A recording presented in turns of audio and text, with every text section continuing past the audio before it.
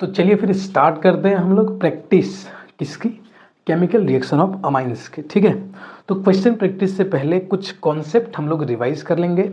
जैसे अगर chemical reaction की बात करनी हो तो किसी भी ऑर्गेनिक केमिस्ट्री के चैप्टर में दो जगह आपको केमिकल रिएक्शन देखने को मिलती है। एक है method of preparation and second one is that is last one is chemical properties that is chemical reaction. ठीक है, तो इसमें हम लोग first of all method of preparation of amines को क्या करेंगे, रिवाइज करेंगे। ठीक है, अब अमाइंस में देखेंगे तो according to NCERT there are total 6 method of preparation, जिसमें से अगर आप कुछ सिमिलैरिटी को नोटिस करेंगे तो 3 मेथड ऑफ प्रिपरेशन ऐसे दिखाई देंगे जिसमें आपको रिडक्शन होता हुआ नजर आएगा। जैसे नाइट्रो कंपाउंड से जो बनाया जाता है रिडक्शन ऑफ नाइट्रो कंपाउंड, इसके अलावा रिडक्शन ऑफ नाइट्राइल, उसके अलावा रिडक्शन ऑफ अमाइड। ये 3 रिएक्शन ऐसे हैं, ये 3 मेथड ऑफ प्रिपरेशन ऐसे हैं जहाँ पे अमाइंस को रिडक्शन जैसी रिएक्शन के थ्रू प्रोड्यूस किया जाता है। तो उन 3 को मैंने एक साथ यहाँ पे कंबाइन कर दिया है। रिडक्शन के लिए सर किसकी ज़रूरत पड़ेगी, तो रिडक्शन के लिए ज़रूरत पड़ती है रिड्यूसिंग एजेंट की। रिड्यूसिंग एजेंट क्या होते हैं, वो स्पीसीज या वो रिएजेंट होते हैं जो प्रोड्यूस करते हैं nascent hydrogen to reduce a molecule. ठीक है, अब यहाँ पर देखेंगे फर्स्ट रिएक्शन हमारा नाइट्रो कंपाउंड से हो जाएगा, जिसमें रिड्यूसिंग एजेंट हम लोग hydrogen with palladium nickel platinum use कर सकते हैं। उसके अलावा Sn+HCl और Fe+HCl, इन तीनों में से कोई भी एक रिड्यूसिंग एजेंट यूज़ कर सकते हैं। ठीक है, बाकी आपको रिएक्शन में मेनली ध्यान क्या देना है कि जो NO2 होगा, क्या होगा सर, NO2, जो NO2 होगा वो किस में कन्वर्ट हो जाएगा सर, NH2 में। NO2 किस में कन्वर्ट हो जाएगा, NH2 में। कैसे कन्वर्ट होगा, यहाँ से वाटर मॉलिक्यूल निकल जाएगा बाहर, इसको भी H मिलेगा, इसको भी H, इसको भी H, इसको भी H, इस तरीके से दोनों तरफ H को डोनेट करके यानी रिड्यूस करके हाइड्रोजन को ऐड करके NO2 को किस में कन्वर्ट कर देना, NH2 में। बस फीचर यही ध्यान रखना है कि जहाँ भी नाइट्रो कंपाउंड मुझे दिखाई देगा उसमें जिस कार्बन पे नाइट्रो लगा होगा NO2, वो NO2 किस में कन्वर्ट हो जाएगा, NH2। बाकी इधर जो कुछ जैसे लगा होगा उसको as it is copy paste कर देंगे। ठीक है, नेक्स्ट है हमारा नाइट्राइल। नाइट्राइल का मतलब क्या होता है सर, नाइट्राइल का मतलब होता है CN, कार्बन से क्या लगा होगा, CN लगा होगा। ठीक है, अब CN को ध्यान से देखेंगे तो ये C ट्रिपल बॉन्ड है आपको दिखाई देगा यहाँ पे। इसको भी रिड्यूस करेंगे तो रिड्यूसिंग एजेंट सेम ऊपर वाला एक तो कॉपी पेस्ट कर सकते हैं, H2 विद PD है ना, Ni या PT, Ni या PD या PT हो सकता है यहाँ पे। इसके अलावा एक और रिड्यूसिंग एजेंट यहाँ पे यूज किया जा सकता है, वो है sodium amalgam with ethyl alcohol. Sodium amalgam with ethyl alcohol, आपको पता है जो एल्कोहल होते हैं वो जनरली एसिडिक नेचर शो करते हैं, जो सोडियम के साथ रिएक्ट करके हाइड्रोजन गैस को प्रोड्यूस करते हैं। तो कहानी अंततः वही है, हाइड्रोजन यहाँ से निकलेगा और यहाँ पर इस बॉन्ड को तोड़ देगा। कितने बॉन्ड को सर, 2 बॉन्ड को तोड़ेगा, 2H इधर देगा, 2H इधर देगा। तो ध्यान देने वाली बात क्या है, नोटिस करने वाली बात यह है कि नाइट्राइल्स में जो CN होगा वो आपका कन्वर्ट हो जाएगा CH2 NH2 में। बाकी CN से जो लगा होगा वो एज इट इज़ यहाँ पे क्या हो जाएगा सर, कॉपी पेस्ट हो जाएगा। ठीक है, इसके अलावा जो अमाइड है, अमाइड की बात करें तो अमाइड में क्या लगा होता है सर, CONH2 लगा होता है। क्या लगा होता है सर, CONH2 लगा होता है। CONH2 एज इट इज किस में कन्वर्ट हो जाएगा सर, CH2 NH2 में। रिडक्शन कहाँ पे हुआ है सर, रिडक्शन यहाँ पे हुआ है, 2H इसको, 2H इसको, ऐड हो गया हाइड्रोजन, यहाँ से वाटर बाहर हो गया और C डबल बॉन्ड हो कन्वर्ट हो गया CH2 में, और बाकी NH2 एज इट इज लगा रहा और इसके पीछे जो लगा रहेगा वो एज इट इज क्या हो जाएगा, कॉपी पेस्ट हो जाएगा। तो मोरल ऑफ द स्टोरी ये है कि NO2 कन्वर्ट हो जाएगा NH2 में, CN कन्वर्ट हो जाएगा CH2 NH2 में एंड CONH2 कन्वर्ट हो जाएगा CH2 NH2 में इन रिड्यूसिंग एजेंट को यूज़ करने के बाद। बाकी उनसे जो ग्रुप जैसे लगे थे उनको वैसे लगे रहने देंगे। ठीक है, तो ये हो गया हमारा 3 मेथड ऑफ प्रिपरेशन, रिडक्शन के अंदर उसको हमने कवर कर लिया। ठीक है, और नेक्स्ट बची हुई मेथड ऑफ प्रिपरेशन को भी ज़रा ध्यान दे लेते हैं, क्या है उनको भी आइए ध्यान से देख लेते हैं। जैसे ये हमारा HBD रिएक्शन सबसे फेमस रिएक्शन है, HBD Hopman bromide degradation reaction. इसमें क्या होता है, CONH2 कन्वर्ट हो जाता है NH2 में, CO गायब हो जाता है। रिएजेंट क्या होता है सर, Br2 + KOH होता है। साथ में अगर बाई प्रोडक्ट कभी ख्याल आए तो अगर NaOH लेंगे तो Na2CO3, KOH लेंगे तो K2CO3 यहाँ पे निकल जाता है, प्लस क्या निकल जाता है सर, KBr निकल जाता है, प्लस क्या निकल जाता है सर, वाटर निकल जाता है। तो देयर आर 4 प्रोडक्ट, एक मेजर प्रोडक्ट या कहें तो एक मेन प्रोडक्ट के अलावा 3 बाई प्रोडक्ट होते हैं, वाटर होता है, KBr होता है, K2CO3 होता है। अगर Br2 के साथ NaOH लेंगे तो यहाँ पे Na2CO3 और NaBr और साथ में वाटर निकलेगा। बाकी मेनली आपको यहाँ पे ध्यान देना है कि CO गायब हो जाता है, एक कार्बन कम हो जाता है, इसीलिए इसका नाम क्या पड़ा है, डिग्रेडेशन पड़ा है। ठीक है, अच्छा, उससे पहले एक बात अगर मैं यहाँ पे बता दूँ, एक चीज़ जो अभी स्किप हो गई है, एक एनसीईआरटी का फैक्ट अगर यहाँ पे बता दूँ तो इस पर मैं स्टार बना सकता हूँ। क्यों बना सकता हूँ सर? यहाँ से क्वेश्चन बन सकता है। क्या क्वेश्चन बन सकता है सर? समझिए इसको थोड़ा सा। ये जो Sn प्लस HCl है वो रिएक्शन करता है, Sn किससे रिएक्शन करता है सर? HCl से। क्या बनाता है sir? SnCl2 plus H2, SnCl2 plus H2। तो सर दिक्कत क्या है? H2 निकल रहा है, H2 चाहिए। हम बोलेंगे सर बिल्कुल सही है, कोई दिक्कत नहीं है। Fe की रिएक्शन HCl से कराएंगे तो क्या बनेगा sir? FeCl2 plus H2। Sir similar reaction है, फिर दिक्कत क्या है? इस पे स्टार बनाने का क्या मोटिव है? देखो मोटिव ये है कि जो FeCl2 होता है ना, FeCl2 वो फर्दर हाइड्रोलाइज हो जाता है खुद। हाइड्रोलाइज कैसे हो जाता है सर? रिएक्शन अगर हो रही है तो मीडियम में सॉल्वेंट तो होगा ही। अब अगर कोई सॉल्वेंट लिखा नहीं है तो यूजुअली हम क्या मान के चलते हैं सर? वाटर मान के चलते हैं। इसका मतलब है कि ये जो FeCl2 है ये वाटर के साथ क्या कर जाता है? हाइड्रोलाइज जाता है, वाटर से रिएक्ट कर लेता है, और वाटर से रिएक्ट करने के बाद ये क्या प्रोड्यूस कर देता है? HCl। तो इसमें मैं इधर लिख दूँ, इसको हटा दो ना, इसको। ये क्या हो जाता है सर? ये gets easily hydrolyzed by water and produce HCl। ये की वर्ड ध्यान रखिएगा, HCl प्रोड्यूस कर देता है। सर इससे फ़ायदा क्या होता है? इससे फ़ायदा ये होता है कि थोड़ा सा भी HCl अगर रहेगा रिएक्शन को इनिशिएट करने के लिए, एक बार तो ये बनाना ही पड़ेगा, तो रिएक्शन को स्टार्ट करने के लिए अगर थोड़ा सा HCl हम यहाँ पे रख लें तो एक बार रिएक्शन स्टार्ट हो गई तो फिर HCl की आपको ज़रूरत नहीं पड़ने वाली है, क्योंकि ये सेल्फ प्रोड्यूस कर देगा क्या? HCl। ठीक है, ये फैक्ट कहाँ दिया गया सर? एनसीईआरटी में फैक्ट है। ठीक है, तो ध्यान ये रखना है कि अगर इन केस अब तक ऐसा क्वेश्चन पूछा नहीं गया है मगर कभी पूछ ले तो ध्यान रखना है कि इन दोनों में से प्रेफर किसको किया जाएगा सर? इसको किया जाएगा, Fe विथ HCl यूज़ किया जाएगा। ये ज़्यादा प्रेफरेंस इसको इसलिए दिया जाता है, किस में से? इन तीनों में से नहीं, इन दोनों में से। इन दोनों में से Fe प्लस HCl को ज़्यादा प्रेफर इसलिए किया जाता है क्योंकि यहाँ पर आपको लेस अमाउंट ऑफ HCl की रिक्वायरमेंट होती है just to initiate the reaction between Fe and HCl। आगे क्या होता है सर? आगे the product formed by the reaction of Fe and HCl, that is FeCl2 gets easily hydrolysed by water producing HCl again. ठीक है, तो HCl को फिर से क्या करता है? प्रोड्यूस कर देता है।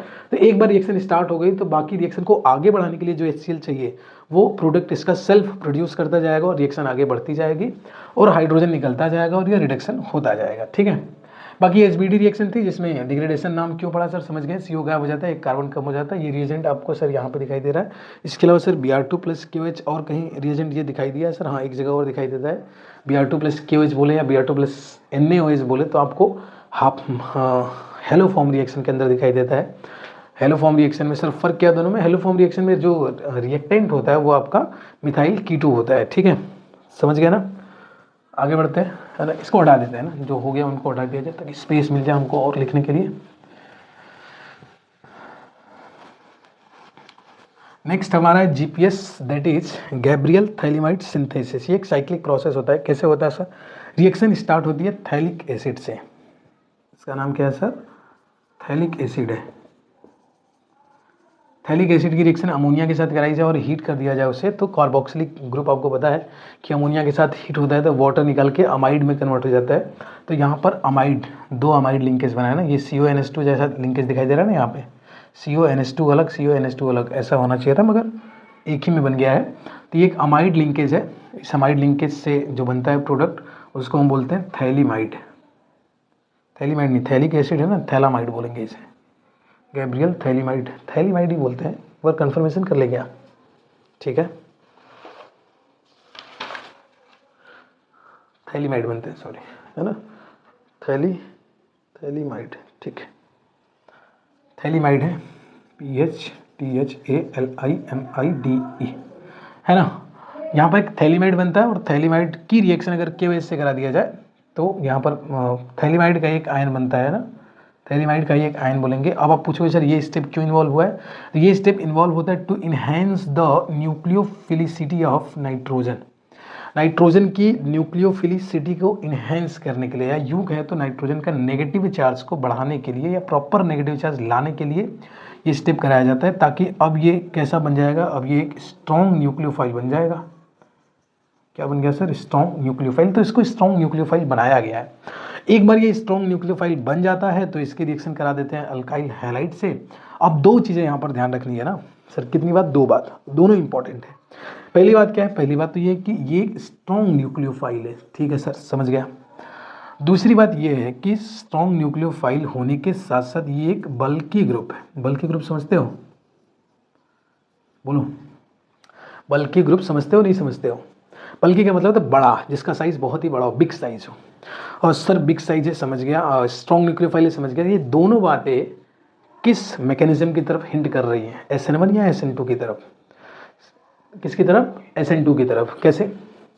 क्योंकि स्ट्रॉन्ग न्यूक्लियोफाइल है तो वेट नहीं करना चाहेगा, ठीक है, और क्योंकि बल्की ग्रुप है इसलिए उसको यहाँ के R पे किसकी तलाश रहेगी सर? लेस स्टीयरिक हिंड्रेंस की तलाश रहेगी, है ना। बात को समझिएगा कि जो हमारा न्यूक्लियोफाइल है वो दो फीचर अपने पास रखता है।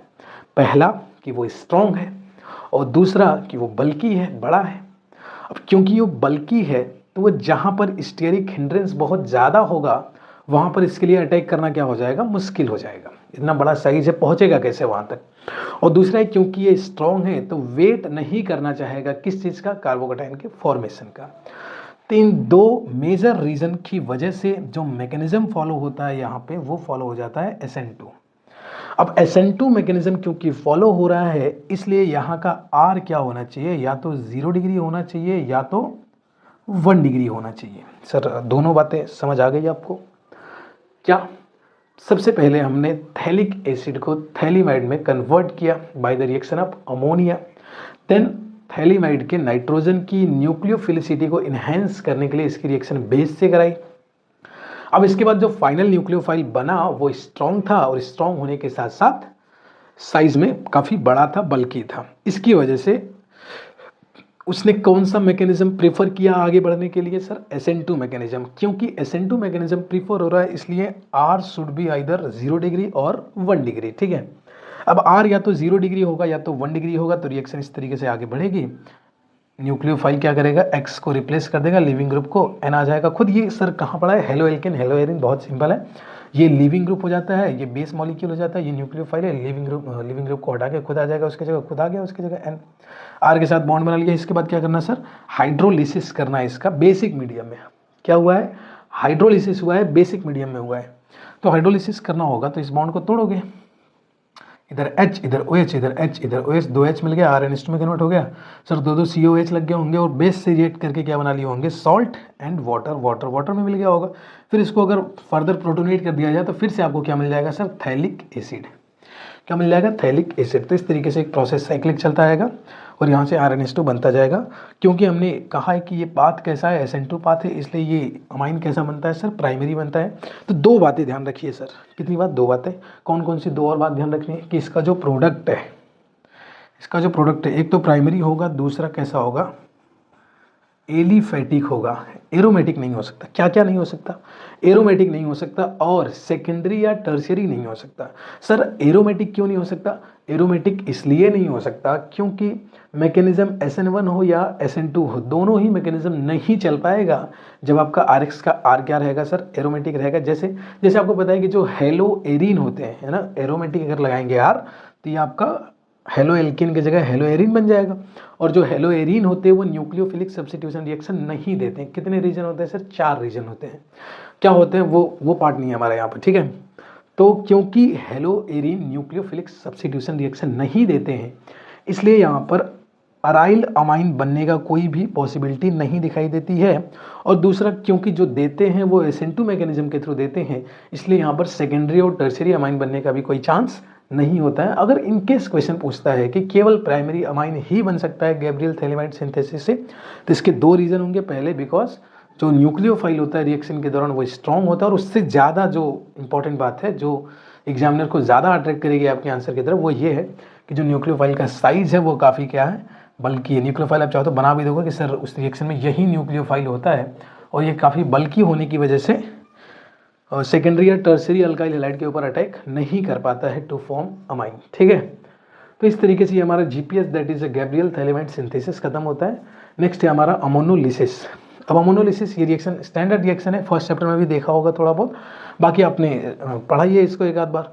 तो RX की रिएक्शन अमोनिया से कराते हैं, यहाँ से एक H और यहाँ से X, पूरे स्टेप में यही करना है कि जो N के साथ अटैच H है और जो R के साथ अटैच X है वो बाहर हो जाएगा, बाकी जो है उससे बॉन्ड बन जाएगा। तो क्या बन जाएगा सर, R, एक H कम हो गया, NH2, दोबारा फिर से RX के ऊपर अटैक करता है। क्यों करता है सर, इसलिए करता है क्योंकि यहाँ पर ये न्यूक्लियोफाइल है और ये भी न्यूक्लियोफाइल है, और हर अगला प्रोडक्ट है ना, शायद आपको बात पता हो, नहीं पता हो तो ध्यान रखिएगा कि हर अगला प्रोडक्ट पिछले वाले से एक स्ट्रॉन्ग न्यूक्लियोफाइल का काम करता है। मतलब फर्स्ट स्टेप में न्यूक्लियोफाइल ये था तो इसका प्रोडक्ट इससे स्ट्रॉन्ग न्यूक्लियोफाइल है, तो अब ये कंपटीशन करने लगेगा। देन ये रिएक्शन करके क्या करेगा, यहाँ से एक H कम करेंगे, यहाँ से R ऐड करेंगे, एक H कम किया, R ऐड किया, ये पिछले दोनों से क्या है सर, स्ट्रॉन्ग न्यूक्लियोफाइल है, इसलिए फर्दर रिएक्शन करेगा, यहाँ से H हटेगा, वहाँ से R ऐड कर लेगा। ये पिछले तीनों से क्या है सर, स्ट्रॉन्ग न्यूक्लियोफाइल है, इसलिए एक और R ऐड करेगा, क्योंकि यहाँ से H हटाने के लिए है नहीं, इसलिए इस पर पॉजिटिव चार्ज आ जाएगा, और इसके बाद कुछ बचा नहीं आगे, तो आगे रिएक्शन होगी नहीं। जो फाइनल प्रोडक्ट बनता है इसको हम कहते हैं क्वाटर्नरी अमोनियम सॉल्ट। क्या कहते हैं सर, क्वाटर्नरी अमोनियम सॉल्ट कहते हैं। यहाँ पर आकर रिएक्शन रुकती है। इस रिएक्शन में दो चीज़ें ध्यान रखनी है, दो फीचर इस रिएक्शन के ध्यान रखने हैं। पहला फीचर तो ये ध्यान में रखना है कि यहाँ से भी अराइल अमाइन नहीं बन पाएगा, यहाँ से भी अराइल अमाइन नहीं बन पाएगा, क्योंकि बिकॉज यही है, रीज़न ही है कि मैकेनिज्म कौन सा है सर, SN2 मैकेनिज्म है। क्यों SN2? क्योंकि हर अगला न्यूक्लियोफाइल स्ट्रॉन्ग होता जा रहा है, और जैसे जैसे न्यूक्लियोफाइल स्ट्रॉन्ग होता जाएगा वैसे वैसे कौन से मैकेनिज्म फॉलो होने की प्रोबेबिलिटी बढ़ती जाएगी, वो है SN2 मैकेनिज्म। और दूसरा फैक्ट क्या है कि ये एक अच्छा मेथड नहीं है, इसको गुड मेथड में कंसिडर नहीं किया जाता, तो not considered as a good method. इसका रीज़न क्या होता है, रीज़न होता है बिकॉज मिक्सचर ऑफ प्रोडक्ट बन जाते हैं यहाँ पे, और मिक्सचर ऑफ प्रोडक्ट बन जाते हैं तो उनको आपस में फिर सेपरेट करना क्या हो जाता है, मुश्किल हो जाता है, इसलिए इसको बहुत अच्छे मेथड में कंसीडर नहीं किया जाता है। तो इस तरीके से हमने रिवीजन किया method of preparation of amine का। इसके बाद हम लोग इसके केमिकल रिएक्शन का भी रिवीजन करेंगे, देन हम आगे रिएक्शन पे जो प्रैक्टिस है उसकी हम डिस्कशन करेंगे, ठीक है। चलिए फिर स्टार्ट करते हैं हम लोग केमिकल रिएक्शन ऑफ अमाइंस, ठीक है, जिसमें फर्स्ट केमिकल रिएक्शन जो था वो बेसिक स्ट्रेंथ ऑफ अमाइंस को लेके था, जिसका डिस्कशन हम लोग ऑलरेडी कर चुके हैं, उस पर क्वेश्चन प्रैक्टिस भी हो चुकी है। तो next basic strength of amines के बाद से रिएक्शन को स्टार्ट करते हैं। जैसे फर्स्ट रिएक्शन हमारा आता है अल्काइलेशन, ठीक है। अल्काइलेशन क्या होता है सर, जो अमोनोलिसिस हमने पढ़ा था ना, उसी रिएक्शन को हम लोग अल्काइलेशन भी कहते हैं, अगर रिएक्शन को फर्स्ट के बजाय सेकंड स्टेप से स्टार्ट किया जाए ना। ध्यान ये रखना है, क्या ध्यान रखना है सर, फर्स्ट स्टेप में RX की रिएक्शन अमोनिया से कराई गई थी, उस स्टेप को छोड़ के इसके आगे जितनी भी रिएक्शन है वो हमारी अल्काइलेशन के अंदर आ जाएगी, ठीक है। तो अल्काइलेशन एक तरीके से देखा जाए तो हो चुका है, ठीक है। नेक्स्ट है हमारा एसाइलेशन। एसाइलेशन का मतलब क्या है सर, आपका प्राइमरी हो या सेकेंडरी अमीन हो, मतलब ध्यान देने वाली बात यह है कि टर्सरी अमीन ये रिएक्शन नहीं देगा। कौन सी रिएक्शन सर, एसाइलेशन नहीं देगा। तो प्राइमरी अमीन या सेकेंडरी अमीन की रिएक्शन या तो हम असाइल या एसिड क्लोराइड से करा दे, या कार्बोक्सिलिक एसिड से करा दे, या एसिड एनहाइड्राइड से करा दे, या एस्टर से करा दे, तो प्रोडक्ट आपको क्या मिलेगा सर, अमाइड मिलेगा या फिर सब्सटीट्यूटेड अमाइड, और मेजॉरिटी ऑफ द केसेस में हमें सब्सटीट्यूटेड अमाइड मिलता है। दूसरी बात ध्यान रखना है कि ये न्यूक्लियोफिलिक सब्सटीट्यूशन रिएक्शन होती है। कैसी रिएक्शन होती है सर, न्यूक्लियोफिलिक सब्सटीट्यूशन रिएक्शन होती है।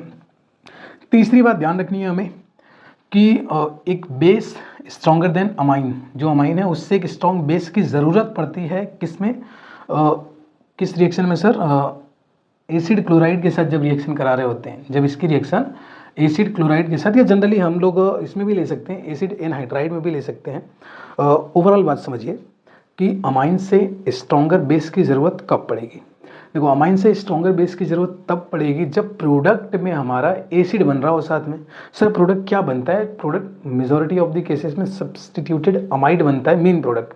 अगर इसके साथ हमारा जो बाई प्रोडक्ट है वो कोई एसिड बन रहा है, तो उस केस में इस बात की पॉसिबिलिटी है कि ये एसिड अमाइन से रिएक्शन कर ले। कौन अमाइन से, जो अमाइन स्टार्टिंग में हमने लिया है, ये अमाइन अगर उस एसिड से रिएक्शन कर लेगा तो मेन रिएक्शन जो चल रही है वो रिएक्शन डिस्टर्ब हो जाएगी, वो रिएक्शन का प्रोडक्ट बनना बंद हो जाएगा, ठीक है। तो हम चाहते हैं कि अगर बाई प्रोडक्ट में एसिड बन रहा है तो उसको रिमूव कर लिया जाए।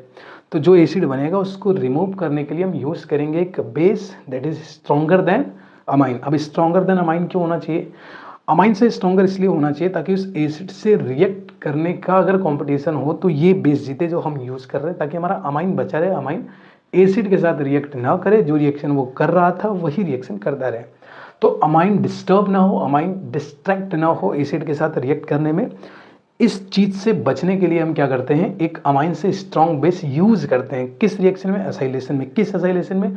हर उस असाइलेशन में यूज किया जाएगा जिस असाइलेशन में बाई प्रोडक्ट क्या बन रहा होगा, हमारा कोई एसिड बन रहा होगा। ठीक है, तो जनरली एनसीईआरटी ने HCl को ही बोला है, तो मैंने HCl ही लिखा है, मगर ये बात ध्यान रखिएगा जो मैंने अभी बोली है। इसके अलावा इसकी एक खास रिएक्शन है जिसको बेंजोइलेशन कहते हैं। मैं एक एक करके रिएक्शन को समझा देता हूँ क्या है, कैसे होती है। ठीक है, जैसे मैं अगर असाइल क्लोराइड से रिएक्शन कराऊँ 1 डिग्री या 2 डिग्री मान लूँ, तो देखो मैं इधर क्या लगाता हूँ, उससे क्या फ़र्क पड़ता है। इधर कार्बन, चलो मैं ले ही लेता हूँ एक एग्जाम्पल, मिथाइल लगा ही लेता हूँ एक। ठीक है, या मिथाइल क्यों R लगा सकता हूँ, जनरल एग्जाम्पल है ना। अब जनरल एग्जाम्पल मैंने लिया RNH2, प्राइमरी अमाइन का एग्जाम्पल है। इसकी रिएक्शन में करा रहा हूँ सर किससे, असाइल क्लोराइड। असाइल क्लोराइड का मतलब है R-COCl होना चाहिए ना। इधर क्या लगा है, क्या फ़र्क पड़ता है, COCl होना चाहिए। इसी को एसिड क्लोराइड बोलते हैं और इसी को असाइल क्लोराइड बोलते हैं। अब करना क्या है सर, यहाँ से H और यहाँ से Cl लेना है सर। N से डायरेक्ट अटैच्ड H हमें लेना है। इसीलिए क्या टर्सरी अमीन रिएक्शन को नहीं देते सर, बिल्कुल इसीलिए नहीं देते क्योंकि टर्सरी अमीन के केस में N से डायरेक्ट अटैच कोई हाइड्रोजन नहीं होता है। ठीक है, तो N का H लेना है, इसका Cl लेना है सर। क्या बाहर कर देना है सर, HCl बाहर कर देना है। क्या बन जाएगा, यहाँ से H कम हो जाएगा, यहाँ से Cl निकल जाएगा। तो सर इससे मैं लिखता हूँ R' डबल बॉन्ड Cl निकल गया सर। किस कौन जुड़ेगा सर, NH, एक H कम हो गया और NH से क्या लगा है R। ये सब्सटीट्यूटेड अमाइड कहलाता है। क्यों कहलाता है सर, मैं R को हटाकर NH2 लिखूँ तो ये अमाइड है। अब अमाइड के N से डायरेक्टली अटैच को अगर मैं R से रिप्लेस करूंगा तो इसको मैं बोलूँगा सब्सटीट्यूटेड अमाइड। तो किसका फॉर्मेशन हुआ, सब्सटीट्यूटेड अमाइड, साथ में HCl बना होगा। इसी HCl को हटाने के लिए किसका यूज़ करेंगे, कोई बेस यूज़ करेंगे जो स्ट्रॉन्गर देन अमाइन होगा। जो फेमस एग्जाम्पल इसका होता है वो होता है पायरिडीन। क्या होता है सर, पायरिडीन। तो क्वेश्चन में पूछ सकता है कि पायरिडीन का यूज क्यों करते हैं। ठीक है, और नेक्स्ट अगर मैं कार्बोक्सिलिक एसिड के साथ यही रिएक्शन कराऊँ तो बड़े आराम से रिएक्शन करा सकते हैं। इधर से H और इधर से OH, क्या बाहर हो जाएगा सर, इस बार वाटर बाहर होगा, इस बार वाटर बाहर होगा। इधर से H और इधर से OH, क्या बनेगा सर, इस बार बनेगा R-CONH और फिर से R। और इसकी जगह और क्या ले सकता हूँ मैं, एसिड एनहाइड्राइड ले सकता हूँ, RC double bond O, R-C double bond O और O। इसमें कोई सा भी बॉन्ड तोड़ दूँ, इधर आ जाएगा माइनस, इधर आ जाएगा प्लस, और इसमें H हटाना है, H प्लस हो जाएगा, H प्लस इसके साथ रिएक्ट करेगा। सर इस बार क्या बाहर हो रहा है सर, इस बार R-COOH बाहर हो रहा है, R-COO और इसका H बाहर हो रहा है। क्या बन रहा है, R-CONH2। फिर से यही सेम प्रोडक्ट बन रहा है। ठीक है, और यही रिएक्शन और किससे मैं करा सकता हूँ, तो यही सेम रिएक्शन में और करा सकता हूँ किसके साथ, एस्टर के साथ करा सकता हूँ। एस्टर के साथ कैसे होगा सर, RNH2 है, इसकी रिएक्शन कर दूंगा R-C double bond O, OR से। इस बार ये बॉन्ड तोड़ूंगा, इधर माइनस है तो साथ में क्या बनेगा सर, बाहर हो जाएगा यहाँ से ROH, RO यहाँ से H। फिर से क्या बनेगा सर, सेम वही प्रोडक्ट जो पीछे बना रहे हैं, R-CONH। तो मोस्ट केसेस में देखा जाए, लगभग सारे ही केसेस में क्या बना है सर, सब्सटीट्यूटेड अमाइड का फॉर्मेशन हुआ है। ठीक है, इसी को हम एसिटाइलेशन भी कहते हैं और इसी को एसाइलेशन भी कहते हैं। ध्यान रखिएगा दोनों नाम अलग अलग नहीं है, एसिटाइलेशन बोले एसाइलेशन बोले बात एक ही है। तो इस तरीके से ये हमने इसको समझ लिया। अब नेक्स्ट रिएक्शन पे चलते हैं, उससे पहले मैं इसको हटा देता हूँ ताकि मुझे अच्छा खासा स्पेस मिल जाए यहाँ पे। ठीक है, अब जो नेक्स्ट रिएक्शन है हमारा वो है कार्बिल अमीन रिएक्शन। कार्बिल अमीन रिएक्शन क्या होता है सर, कार्बिल अमीन टेस्ट भी कहते हैं इसको। इसमें कौन देता है इस रिएक्शन को, तो इस रिएक्शन को देते हैं आपके प्राइमरी अमीन देते हैं। प्राइमरी अमीन होने चाहिए, चाहे वो R हो चाहे AR हो, मतलब चाहे वो एलिफेटिक हो चाहे वो एरोमेटिक हो, दोनों ही तरीके के प्राइमरी अमीन ये रिएक्शन बड़े ही आराम से दे सकते हैं। इसमें सर रिएक्टेंट क्या होता है sir, CHCl3 that is chloroform and KOH होता है सर। क्लोरोफॉर्म एंड KOH और कहीं प्रोडक्ट बनता है रिएक्टेंट की तरह यूज़ करते हैं, तो राइमर टीमन रिएक्शन में यूज़ किया जाता है, जहाँ पे इधर रिएक्टेंट हमारा फिनॉल होता है, सेम रिएजेंट होता है। तो यही सेम रिएजेंट यहाँ पे क्या बनाएगा सर, यहाँ पे प्राइमरी अमाइन के साथ रिएक्शन करेंगे तो एक तो बनाता है सर आइसोसाइनाइड, इसको क्या कहते हैं आइसोसाइनाइड। बाकी साथ में ये बाई प्रोडक्ट है, याद है तो अच्छी बात, नहीं याद है कोई खास दिक्कत की बात नहीं है। जो आइसोसाइनाइड होती है इसकी पहचान क्या होती है, इसके पास फाउल स्मेल होती है, गंदी स्मेल होती है इसकी, इसी स्मेल से इसको पहचाना जाता है। केवल और केवल प्राइमरी अमाइन ही ये रिएक्शन देते हैं, तो इस तरीके से एक टेस्ट की तरह यूज किया जा सकता है। तो किसको डिफ्रेंशिएट करने के लिए, तो प्राइमरी अमाइन को सेकेंडरी या टर्शियरी से डिफ्रेंशिएट करने के लिए, ठीक है। आगे देखा जाए तो नेक्स्ट रिएक्शन हमारा reaction with nitrous acid, that is HNO2। अब यहाँ पर नाइट्रस एसिड अगर आप देखेंगे इनसाइड में तो एक वर्ड यूज करता है नाइट्रस एसिड, आपका C2 फॉर्म में होना चाहिए। C2 का मतलब होता है एकदम ताज़ा, तुरंत बनाओ, इसलिए नाइट्रस एसिड को हम स्टोर करके नहीं रखते ये रिएक्शन कराने के लिए। ये रिएक्शन कराने के लिए तुरंत हम नाइट्रस एसिड बनाते हैं और उसको क्या कर लेते हैं, यूज़ कर लेते हैं।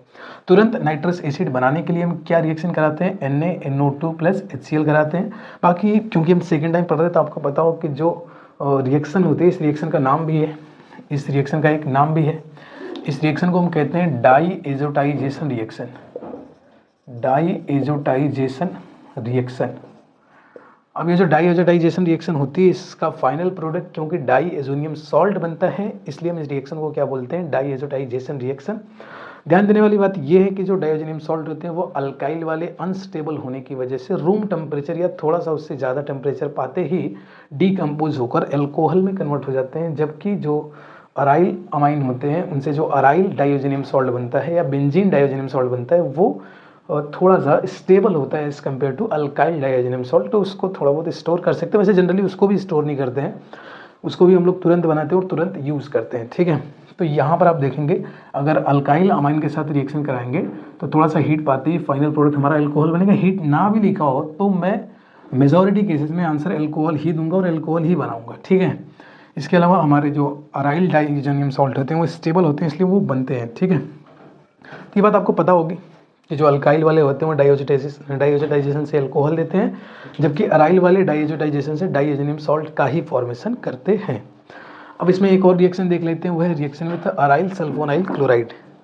Reaction with aryl sulfonyl chloride या इसको बेंजीन सल्फोनाइल क्लोराइड कहेंगे। अच्छा, इसमें एक रिएक्शन छोड़ दिया था ना हमने, अब बेंजोइलेशन है ना, उसको देखा तो याद आया, बेंजोइलेशन छोड़ दिया था। बेंजोइलेशन क्या होता है सर, बेंजोइलेशन में जो बेंजोइल क्लोराइड होता है, बेंजोइल क्लोराइड क्या होता है, बेंजोइल क्लोराइड इसको कहते हैं बेंजीन से लगा हो C डबल बॉन्ड O और Cl, बेंजीन से C double bond O Cl लगाओ तो इसको बेंजोइल क्लोराइड कहते हैं। और इसकी रिएक्शन मैं किससे करा दूंगा सर, प्राइमरी अमाइन या सेकेंडरी अमाइन के साथ भी करा सकता हूँ। तो यहाँ से H और यहाँ से Cl सेम बाहर होगा और यहाँ से आपका बेंजीन का सब्स्टिट्यूटेड अमाइड बनेगा, सब्स्टिट्यूटेड बेंजामाइड कहते हैं उसको, NHR। तो इसी रिएक्शन को मैं क्या कहता हूँ, बेंजोइलेशन। क्या कहा जाता है सर, बेंजोइलेशन। एसिटाइलेशन न कह के बेंजोइलेशन कहा जाता है, ध्यान रखिएगा इस बात को।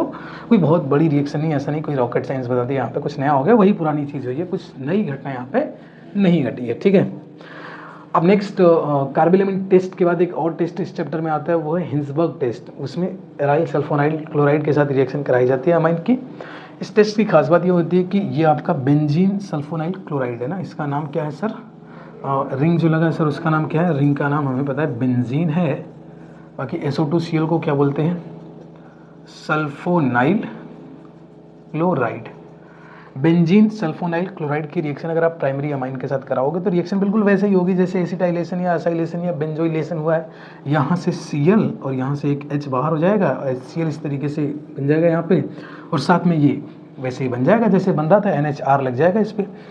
अब इसमें ध्यान देने वाली बात ये है कि यहाँ पे एसिडिक हाइड्रोजन है H, ये वाला हाइड्रोजन हाईली एसिडिक होता है because of strong EWG nature of N या SO2N, ठीक है। तो जो ये आपका पूरा बेंजीन सल्फोनाइल ग्रुप होता है वो एक स्ट्रॉन्ग EWG ग्रुप होता है, इसकी वजह से एसिडिक हो जाता है। या फिर ऐसे भी समझ सकते हो कि ये नाइट्रोजन के साथ कनेक्टेड H है तो हाइड्रोजन बॉन्ड बना सकता है, इसकी वजह से ये वाटर या एल्कली के अंदर क्या होता है, सॉल्युबल होता है। अगर आपका सेकेंडरी अमाइन होता है यहाँ पे तो एक ही H उसके पास होता, वो H निकल जाता तो यहाँ पे कोई H नहीं बचता, तो सेकेंडरी अमाइन रिएक्शन करेगा तो उसमें N होगा नहीं, और टर्शियरी अमाइन रिएक्शन देगा नहीं। पीछे यहाँ पर डिस्कस किया था एसिटाइलेशन में भी H होता ही नहीं है रिमूव करने के लिए। तो खास बात क्या थी कि जो प्राइमरी अमाइन थे वो एक ऐसा प्रोडक्ट बनाता है जो सॉल्युबल होता है किसमें, वाटर में, जबकि सेकेंडरी अमाइन का प्रोडक्ट वाटर में सॉल्युबल नहीं होता और टर्शियरी अमाइन तो रिएक्शन देता ही नहीं है, ठीक है। तो इस तरीके से हिंसबर्ग टेस्ट से हम प्राइमरी, सेकेंडरी, टर्सरी तीनों ही अमाइन के टेस्टिंग बड़े आराम से कर सकते हैं। कोई अननोन कंपाउंड दिया जाएगा, मैं उससे रिएक्शन कराऊंगा। अगर प्रोडक्ट बना है तो मैं चेक करूंगा कि ये वाटर में डिजोल्व हो रहा है, कि चेक भी क्या करना है, अगर बनेगा तो डिजोल्व हुआ हुआ बना है, होता हुआ दिख रहा है, तो वो मैं उसे प्राइमरी अमाइन बोलूँगा। और उसमें प्रेसिपिटेट बनता हुआ दिख रहा है तो उसे सेकेंडरी अमाइन बोलूँगा। और कुछ चेंज होता हुआ दिखाई ही नहीं दे रहा है तो मैं उसे टर्सरी अमाइन बोलूँगा। ठीक है। और इसमें एक और रिएक्शन रहेगी, इलेक्ट्रोफिलिक सब्स्टिट्यूशन रिएक्शन, आइए उसको देख लेते हैं। उसके बाद हम लोग एक अलग पार्ट पढ़ेंगे, बेंजीन डाइओजेनियम सॉल्ट या बेंजीन डाइओजेनियम क्लोराइड या डाइओजेनियम सॉल्ट के नाम से एक अलग सेक्शन पढ़ेंगे।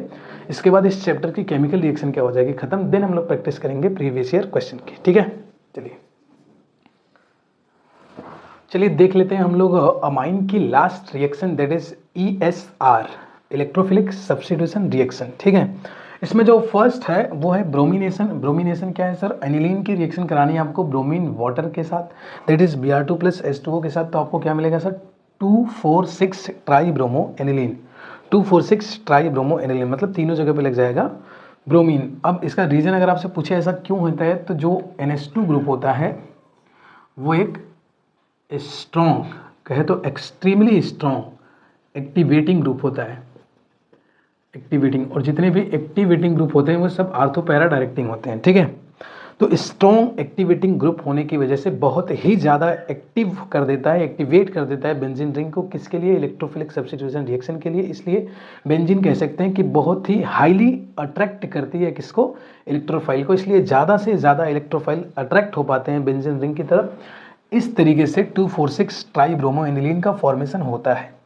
अब अगर हम सिंगल सब्स्टिट्यूटेड ब्रोमो प्रोडक्ट बनाना चाहते हैं, मतलब एक Br लगाना चाहते हैं, तो उस केस में इसकी एक्टिविटी को क्या करना पड़ता है, रिड्यूस करना पड़ता है।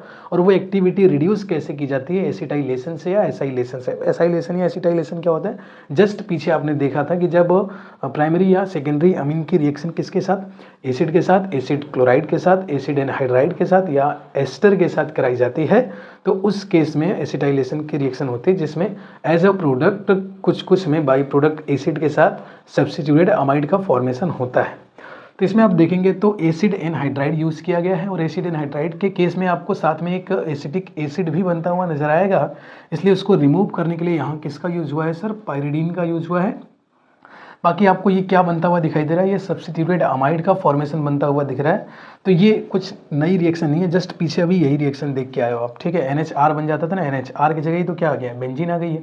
तो ये क्या बना है सर, सब्स्टिट्यूटेड अमाइड बना है। अब इसमें देखेंगे तो जो नाइट्रोजन का लोन पेयर है वो रिंग के साथ साथ इधर के साथ साथ इधर भी कॉन्जुगेशन में हो गया है। इसलिए अब ये उतने अच्छे से बेंजीन को एक्टिवेट नहीं करेगा जितने अच्छे से इधर एक्टिवेट कर रहा था।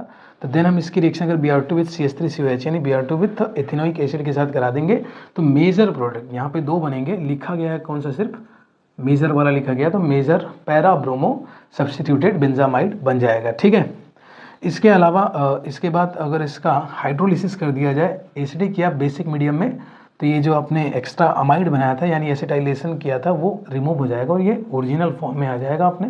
तो क्वेश्चन पूछता है कि एसिटाइलेशन, पहली बात तो दो तरीके से क्वेश्चन आ सकता है कि सिंगल ब्रोमो लगाना है तो कैसे करेंगे, तो एसिटाइलेशन के थ्रू रिएक्शन को आगे प्रोसीड कराएंगे और लास्ट में एसिडिक या बेसिक मीडियम में हाइड्रोलिसिस करके ओरिजिनल प्रोडक्ट बना लेंगे। दूसरा क्वेश्चन ये पूछता है कि एसिटाइलेशन क्यों किया जाता है, तो एसिटाइलेशन इसलिए किया जाता है ताकि हम जो NH2 की एक्टिवेटिंग पावर है उसको हम क्या कर सके, रिड्यूस कर सके। ठीक है, बेंजीन रिंग की activity towards electrophilic substitution reaction को कम कर सके, इसके लिए क्या किया जाता है सर, एसिटाइलेशन किया जाता है। सेम रिएक्शन अगर हम नाइट्रेशन देखेंगे तो नाइट्रेशन के केस में भी आप पाएंगे कि आर्थो और पैरा के अलावा मेटा का भी प्रोडक्ट बनता है। इसका रीजन क्या होता है सर, इसका रीजन सोचिए, याद है या भूल गए हो। आर्थो और पैरा के अलावा मेटा का प्रोडक्ट भी क्यों बनता है, इसमें कोई गलती हुई है क्या, हाँ सर गलती हुई है। पैरा वाला प्रोडक्ट ज़्यादा होगा और आर्थो वाला कम होगा। ठीक है, पैरा वाला सबसे ज़्यादा होगा, सेकंड में मेटा, देन आर्थो। आर्थो बहुत कम है, उसका रीजन समझ आता है कि सर स्टेरिक हिंड्रेंस है। मेटा इतनी अच्छे अमाउंट में क्यों बना है, थोड़ा बहुत अमाउंट में बनता है तो फिर भी मान लेता है कि चलो एक आध रिएक्शन हो गई होगी, ठीक ठाक अमाउंट बना है, मतलब सेकेंड मोस्ट हाईएस्ट अमाउंट बना है मेटा वाले का। रीज़न क्या होता है सर, रीज़न ये होता है कि ये जो NH2 होता है ये बेसिक नेचर में होता है और यहाँ पर कंसनट्रेटेड H2SO4 होता है, जिससे ये रिएक्ट करके एनिलीनियम आयन बनाता है। तो कीवर्ड क्या है, कीवर्ड ये है मेटा प्रोडक्ट बनने का कीवर्ड क्यों बनता है। अगर रीजन पूछे तो हम रीजन लिखेंगे because of formation of anilinium anilinium ion, anilinium, और एनिलीनियम आयन बोलेंगे किसको, तो C6H5NH3 पे आ जाए पॉजिटिव। एनिलीनियम आयन के फॉर्मेशन की वजह से मेटा सब्स्टिट्यूटेड प्रोडक्ट का फॉर्मेशन होता है। तो यहाँ पर क्योंकि एनिलीनियम आयन का फॉर्मेशन हो जाता है और जो एनिलीनियम आयन होता है वो एक मेटा डायरेक्टिंग ग्रुप होता है, इसलिए यहाँ पर एक अच्छा खासा मेटा सब्स्टिट्यूटेड प्रोडक्ट का फॉर्मेशन होता है। नेक्स्ट कह रहा है कि सेकंड पार्ट इसका, अगर हम सिंगल से पैरा वाला बनाना चाहते हैं, आर्थो और मेटा नहीं बनाना चाहते हैं, या चाहते हैं कि मेटा न बने, आर्थो तो बनता ही है माइनर में, मेटा को अगर आप अवॉइड करना चाहते हो, स्किप करना चाहते हो, तो इसके लिए सेम एज ब्रोमिनेशन, मतलब सेम प्रोसीजर फॉलो करना है। सबसे पहले आप इसका एसिटाइलेशन कर दोगे, एसिटाइलेशन करने से इसका बेसिक स्ट्रेंथ रिड्यूस हो जाएगा।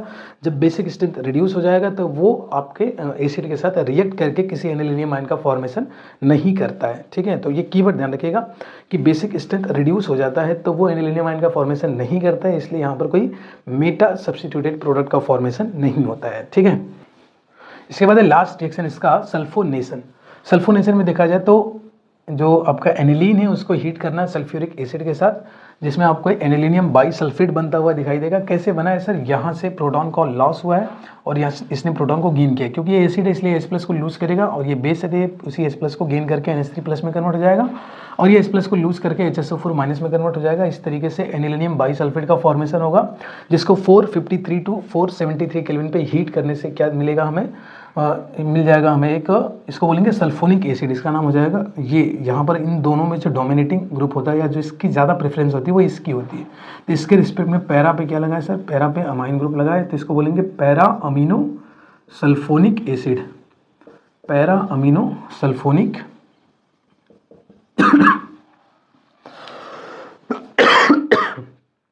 Para amino sulphonic acid, para amino sulphonic acid का फॉर्मेशन हो जाएगा।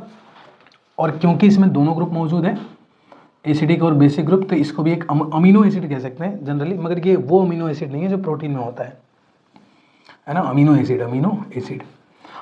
अब क्योंकि ये बेसिक ग्रुप है और ये एसिडिक ग्रुप है, तो ये चाहे तो H+ को लूज कर सकता है और ये उसी H+ को गेन कर सकता है। तो इस तरीके से H+ का लॉस होगा और यहाँ पे H+ का गेन होगा, ये NH3+ में कन्वर्ट होगा, ये SO3- में कन्वर्ट होगा, और एक ही कंपाउंड के अंदर पॉजिटिव और नेगेटिव दोनों पोल आ जाएंगे, बाईपोलर हो जाएगा। और ऐसे आयन को हम लोग कहते हैं ज्विटर आयन। क्या कहते हैं, ज्विटर आयन। और ज्विटर आयन की खास बात ये होती है कि ये एक्सट्रीमली सॉल्युबल इन वाटर होते हैं, मतलब बहुत ही ज़्यादा सॉल्युबल होते हैं वाटर के अंदर because of formation of zwitter ion. तो ध्यान रखिएगा, जो अमीनो सल्फोनिक एसिड होते हैं they are highly soluble in water because of formation of zwitter ion. Zwitter ion क्या बनता है, एसिड प्रोटॉन लूज कर देता है और बेस उसी प्रोटॉन को एक्सेप्ट कर लेता है, तो बेस क्या आ जाता है पॉजिटिव चार्ज, और एसिड के यहाँ प्रोड्यूस हो जाता है नेगेटिव चार्ज, और एक ही कंपाउंड के अंदर दोनों पॉजिटिव और नेगेटिव चार्ज आ जाते हैं, इसलिए इसको हम कहते हैं ज्विटर आयन। ठीक है, तो इस तरीके से अमाइंस की केमिकल रिएक्शन यहाँ पे खत्म होती है। अब नेक्स्ट पार्ट जब भी हम लोग स्टार्ट करेंगे उसमें हम लोग डिस्कशन करेंगे डाईएजोनियम सॉल्ट का। ठीक है, चलिए तो आइए फिर लास्ट पार्ट हम लोग डिस्कस कर लेते हैं, that is reaction of benzene diazonium chloride, या फिर कह सकते हैं रिएक्शन ऑफ डाईएजोनियम सॉल्ट। ठीक है, इसमें एक रिएक्शन मैंने छोड़ दी है, वो है method of preparation of diazonium salt, जो हमने ऑलरेडी रिएक्शन विद HNO2 वाले पार्ट में डिस्कस कर ली थी। ठीक है, तो अगर मैं इसकी रिएक्शन देखूँ तो दो नेमिंग रिएक्शन यहाँ पे मुझे दिखाई देगी। फर्स्ट है सैंडमेयर रिएक्शन और सेकंड इज गेटरमैन रिएक्शन। बाकी रिएक्शन बहुत ही सिंपल है, बस आपको रिएजेंट याद रखना है। रिएजेंट सर कैसे याद होगा, सर बार बार फ्लो चार्ट बनाने से ही याद होगा, और कोई उसका उपाय नहीं होता है। ये तुक्के उक्के मार के आप 1-2 दिन तक याद रख सकते हो, सबसे बेस्ट तरीका होता है आप बार बार फ्लो चार्ट बनाइए, बहुत ही आराम से याद हो जाएंगे। ठीक है, तो सैंडमेयर रिएक्शन क्या है सर, फर्स्ट चैप्टर में ही ऑलरेडी डिस्कस किया गया था सैंडमेयर रिएक्शन, जिसमें हम बेंजीन डायोजेनियम सॉल्ट या फिर बेंजीन डायोजेनियम हाइलाइड है ना, AR यहाँ पे देखो जनरल AR लिया गया, जब बेंजीन लेता हो तो बेंजीन लिखूंगा उसके जगह। ठीक है, AR का मतलब कोई भी एरोमेटिक रिंग यहाँ पे आ सकती है, बेंजीन उसका एक एग्जाम्पल है। तो मैं अब AR बोलूँगा, बाकी आप समझिएगा कि जनरली एग्जाम्पल में हम लोग AR की जगह एक सबसे मोस्ट कॉमन एग्जाम्पल जो होता है वो क्या लेते हैं सर, बेंजीन लेते हैं। ठीक है, तो अगर मैं इसको देखूँ तो AR × X की रिएक्शन करानी है Cu2X2 विथ HX से, जहाँ पे X का मतलब क्या है Cl या फिर Br, तो X की जगह क्लोरीन या ब्रोमीन हम लोग ले सकते हैं। रिएक्शन से फाइनल जो प्रोडक्ट बनता है वो क्या बनता है सर, ArX बनता है, यानी जो भी एरोमेटिक रिंग होगी उसमें हेलोजन अटैच हो जाएगा, यानी क्लोरीन या ब्रोमीन अटैच हो जाएगा। और यही same reaction CuCN with KCN से करा देंगे तो ArCN लग जाएगा, यानी इसको मैं बोलता हूँ डाईएजो ग्रुप। मतलब पूरी रिएक्शन में इसी को मैं रिप्लेस कर रहा हूँ, डाईएजो ग्रुप। इस रिएजेंट का यूज करेंगे तो डाई एजो ग्रुप जो है वो X यानी Cl या Br से सब्स्टिट्यूट हो जाएगा, और इसका यूज़ करेंगे तो Cn से सब्स्टिट्यूट हो जाएगा। Cl या Br लगाने का एक और तरीका होता है, उसको गैटरमैन रिएक्शन कहते हैं। एक और रिएक्शन थी गैटरमैन कोच रिएक्शन, वो अलग थी, वो फॉर्माइलेशन ऑफ बेंजीन थी, जिसमें बेंजल्डिहाइड का फॉर्मेशन हुआ था, जिसमें बेंजीन की रिएक्शन हमने CO और HCl से कराई थी, ठीक है। वो एक इलेक्ट्रोफिलिक सब्स्टिट्यूशन रिएक्शन थी। इसमें देखिए गैटरमैन रिएक्शन में क्या होता है कि Cu विथ HX लेते हैं, ये इसी का इनडायरेक्ट तरीका है, Cu विथ HX, ठीक है। इसमें भी प्रोडक्ट फाइनली आपको क्या मिलेगा, Cu2X2 मिलेगा, साथ में HX मिलेगा। ये जब लिया जाता है तो इसमें इसको कम लिया जाता है और इसको ज़्यादा लिया जाता है। ये बात मैंने कई बार बोली और हर बार बच्चे कन्फ्यूज होते हैं। Cu को कम लेंगे और HX को ज़्यादा लेंगे तो फाइनल जो प्रोडक्ट बनेगा वो बनेगा Cu2X2 प्लस में लिख नहीं रहा हूँ, ये बनता है और साथ में यहाँ से हाइड्रोजन निकल जाता है, हाइड्रोजन गैस से बाहर निकल जाती है। क्योंकि ये कम लिया है तो ये खत्म हो चुका होगा, ये अभी भी बचा होगा, तो ये कॉम्बिनेशन हो गया ना Cu2X2 विथ HX का, ये तो निकल गई, गैस उड़ गई, तो Cu2X2 विथ HX का ही कॉम्बिनेशन है, उसी को इनडायरेक्टली लिया गया है, ठीक है। तो Cu विथ HX का फिर से वही मतलब होगा Cl या फिर Br, फिर से X यानी Cl या Br रिप्लेस कर देगा डाइएजो ग्रुप को। अदर रिएक्शन में क्या है, डाइएजो ग्रुप को ही अलग अलग एटम या अलग अलग ग्रुप से सब्स्टिट्यूट किया जाएगा, जिसमें पहले है Ai से, Ai कह रहे सॉरी Ki से सब्स्टिट्यूट करेंगे, Ki के साथ रिएक्शन कराएंगे, Ki के साथ थोड़ा सा हीट करेंगे इसको, तो डाइएजो ग्रुप सर किससे सब्स्टिट्यूट हो जाएगा, I से, यानी आइडोबेंजीन बनाने का एक तरीका है। फ्लोरोबेंजीन बनाने का तरीका क्या हो सकता है सर, इसकी रिएक्शन HBF4 से कराएंगे तो एक कॉम्प्लेक्स बनता है यहाँ पे, ठीक है। कैसे बनता है, HX के निकलने से बनता है, यहाँ से H और यहाँ से X, यहाँ से HX, यहाँ से X बाहर हो जाएंगे, HX बाहर हो जाएंगे, N2 प्लस BF4 माइनस यहाँ पे लग जाएगा। इसको हम हीट कर देंगे तो यहाँ से ArF का फॉर्मेशन हो जाएगा। नेक्स्ट है बेंजीन बनाना, H से रिप्लेस करना, तो ये इंपॉर्टेंट रिएक्शन हो जाती है ना, क्योंकि यहाँ पे थोड़ी सी कन्फ्यूजन हो जाती है लोगों को एल्कोहल देख के। बेंजीन डाइओजेनियम क्लोराइड हो या डाइओजेनियम सॉल्ट हो, इसकी रिएक्शन एल्कोहल या फास्फोरस एसिड से H3PO2 या CH3CH2OH या C2H5OH से कराते हैं, तो जो डाइएजो ग्रुप है वो H से रिप्लेस होता है। इसका मतलब बेंजीन डाइओजेनियम क्लोराइड से अगर एल्कोहल या फास्फोरस एसिड की रिएक्शन कराई जाए तो बेंजीन का फॉर्मेशन होगा, ठीक है। नेक्स्ट है एल्कोहल बनाना, ये आपने कई बार देखा है, फेमस है, H2O के साथ हीट कर दीजिए तो alcoholic that is hydroxy group से सब्स्टिट्यूट हो जाएगा आपका डाइएजो ग्रुप। इसके अलावा है NO2 लगाने, NO2 लगाने में फर्स्ट स्टेप वही आपको फ्लोरीन लगाने वाला करना है, HBF4 के साथ रिएक्शन कराना, यही सेम चीज़ बनेगा। अब इसको हीट ना करके, डायरेक्ट हीट ना करके NaNO2 sodium nitride and copper के प्रेजेंस में हीट करेंगे तो डाइएजो ग्रुप किससे सब्स्टिट्यूट हो जाएगा, NO2 से सब्स्टिट्यूट हो जाएगा। तो ये हमारी डाइओजेनियम सॉल्ट की कुछ रिएक्शन थी। एक अलग तरीके की रिएक्शन है, ये भी एक नेमिंग रिएक्शन है जिसको हम कहते हैं कपलिंग रिएक्शन। कपलिंग रिएक्शन में क्या होता है, जो बेंजीन डाइओजेनियम क्लोराइड होता है उसकी रिएक्शन कराई जाती है किसके साथ, या तो फिनॉल के साथ कराई जाती है या तो किसके साथ कराई जाती है, एनिलीन के साथ कराई जाती है। यहाँ पर डाई बनता है, दो ही डाई बनते हैं, एक ऑरेंज कलर का डाई बनता है और एक येलो कलर का डाई बनता है। याद करने का तरीका बहुत सिंपल है, फिनॉल में OH होता है तो O फॉर ऑरेंज याद रखिएगा। फिनॉल में क्या होता है सर, OH, तो O फॉर क्या याद रखेंगे, ऑरेंज। बाकी दूसरा जो एनिलीन है वो ऑटोमेटिकली येलो कलर हो जाएगा। फिर तो रिएक्शन कैसे होती है, रिएक्शन ऐसे होती है कि जो डाइओजेनियम क्लोराइड है वो OH के रिस्पेक्ट में जो पैरा कार्बन पे हाइड्रोजन लगा होता है वो H और ये Cl मिलके HCl क्या कर देते हैं सर, बाहर कर देते हैं, और ये रिंग और ये रिंग आपस में मिल जाती है, जुड़ जाती है, इसी को हम बोलते हैं कपल हो जाना, यानी कपल का फॉर्मेशन कर लेना। इसलिए रिएक्शन का नाम क्या है सर, कपलिंग रिएक्शन, ठीक है। तो देखो नाइट्रोजन यूजुअली 3 बॉन्ड बनाता है, तो वही उसी बात को ध्यान में रखते हुए आपको कपलिंग करानी है कि यहाँ पे नाइट्रोजन के 3 बॉन्ड पूरे कर देने। देखो एक ऑलरेडी है, यहाँ पे 3, यहाँ पे, क्योंकि इस नाइट्रोजन ने 4 बॉन्ड बना लिए थे इसलिए इस पर मैं क्या लगाता हूँ, पॉजिटिव चार्ज। क्योंकि कोई भी एलिमेंट अपने नॉर्मल से एक बॉन्ड अगर एक्स्ट्रा बनाता है तो उस पर पॉजिटिव चार्ज आता है और उससे कम बनाता है तो नेगेटिव चार्ज आता है। Cl ने कोई बॉन्ड ही नहीं बनाया इसलिए यहाँ पर नेगेटिव चार्ज आया है, ठीक है। Cl और N के बीच में कोई बॉन्ड यहाँ पे नहीं होता और इस नाइट्रोजन के ऊपर कोई चार्ज नहीं है क्योंकि इसने 3 ही बॉन्ड बना रखे हैं। अब आपको करना क्या है, यही वाला बॉन्ड तोड़ा जाता है, इसी को इस तरीके से तोड़ दिया जाता है, इसका चार्ज खत्म हो जाता है यहाँ से, है ना, इसका चार्ज खत्म हो जाएगा और इस पर क्या आ जाएगा सर, इस पर आ जाएगा पॉजिटिव चार्ज। यहाँ से H+ निकालेंगे, इस पर नेगेटिव, इस बॉन्ड को ऐसे तोड़ेंगे, यहाँ पर नेगेटिव, यहाँ पर पॉजिटिव।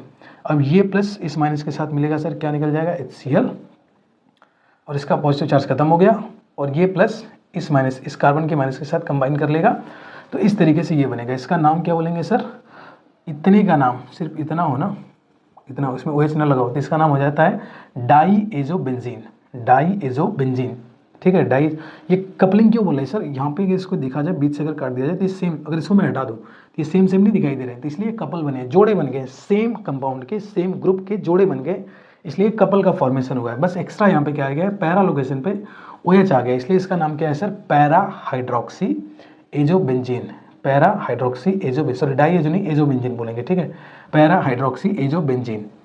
सेम अगर आप एनिलीन की रिएक्शन कराया होता है तो सेम तरीके से रिएक्शन होती है, सिर्फ OH की जगह क्या आ जाता, OH की जगह आ जाता NH2, ऑरेंज की जगह येलो हो जाता, नाम क्या हो जाता सर, पैरा अमीनो, हाइड्रोक्सी की जगह क्या हो जाता, अमीनो हो जाता, तो पैरा अमीनो एजोबेंजीन, ठीक है।